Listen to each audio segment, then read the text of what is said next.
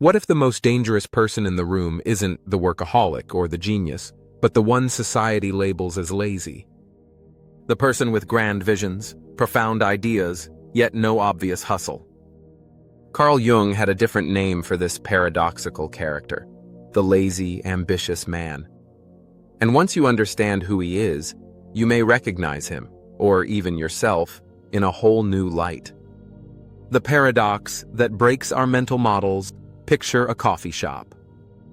At one table sits Sarah, organized, efficient, typing rapidly, living by her planner. Across from her is Mike, half asleep, scrolling his phone, seemingly idle. Society bets on Sarah. But Mike holds an idea that could revolutionize transportation. The question is, why do we assume he'll fail? Because Mike disrupts everything we've been conditioned to believe about success. We equate ambition with action, success with sacrifice, and productivity with self-worth. But Jung saw something deeper. The lazy, ambitious man isn't lazy at all. He simply plays a different game, one that operates on unconscious creativity and inner rhythm, not external performance. Why he makes everyone uncomfortable. Jung believed that the traits we dislike in others reveal the parts of ourselves we're afraid to face. Society doesn't fear laziness. It fears the lazy, ambitious man because he refuses to perform productivity. He doesn't wake up at 5 a.m., doesn't post about grind culture, and doesn't measure his value through output. Yet his ideas often outshine everyone else's. That's not just threatening. It's destabilizing. He challenges a core societal belief that success must be earned through visible, measurable work.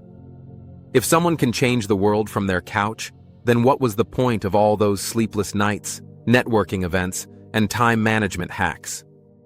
The power of the unconscious mind. Jung discovered that creativity doesn't stem from structured effort. True innovation comes from what he called active imagination, allowing the unconscious mind to process, connect, and reveal insights. This can't be forced or scheduled. It emerges through rest, play, and often apparent inactivity.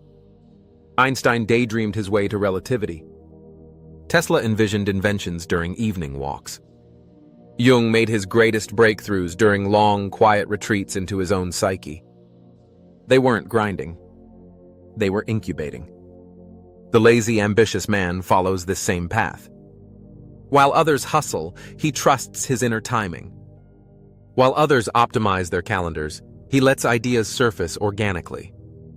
He isn't waiting out of fear. He's waiting with active patience, preparing silently for the moment his insights align with the world's needs. Breaking free from productivity performance. Our obsession with productivity isn't about output, it's about self-worth.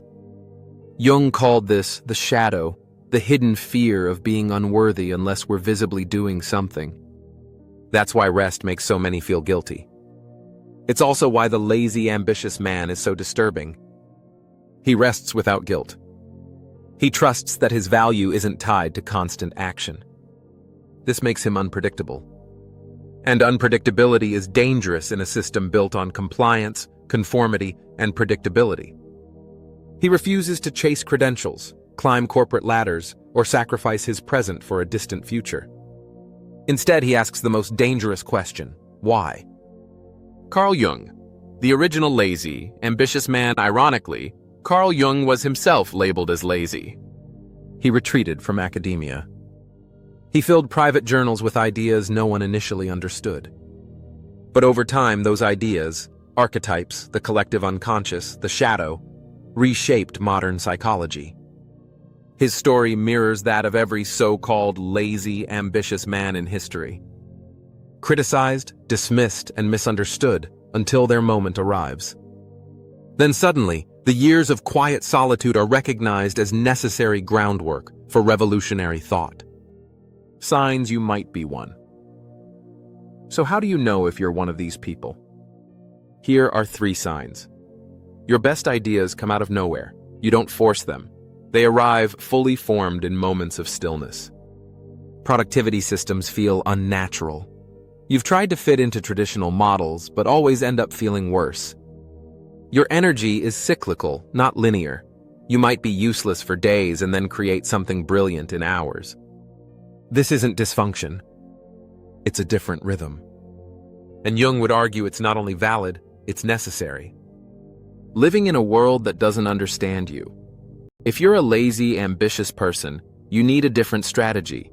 Honor your rhythm. Your downtime isn't laziness. It's processing time. Protect it fiercely. Differentiate rest from avoidance. Rest brings peace and eventually insight. Avoidance brings guilt and stagnation. Practice active patience. While your unconscious works, your conscious mind can quietly prepare.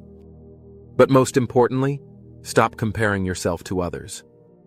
Your timeline is not theirs. Your process is not broken. It's built for depth, not speed. Your moment will come. The lazy, ambitious man's moment won't come with fireworks or validation. It will come quietly, inevitably. A convergence of timing, clarity, and readiness. When it does, all the misunderstood years will make sense. The stillness, the solitude, the dreaming, they were the soil from which brilliance would grow.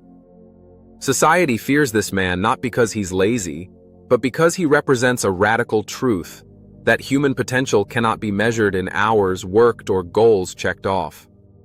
He proves that there's another way to live, a way rooted in inner trust, unconscious creativity, and the courage to be oneself, even when no one understands. And maybe, just maybe, you are that person. And your time is closer than you think.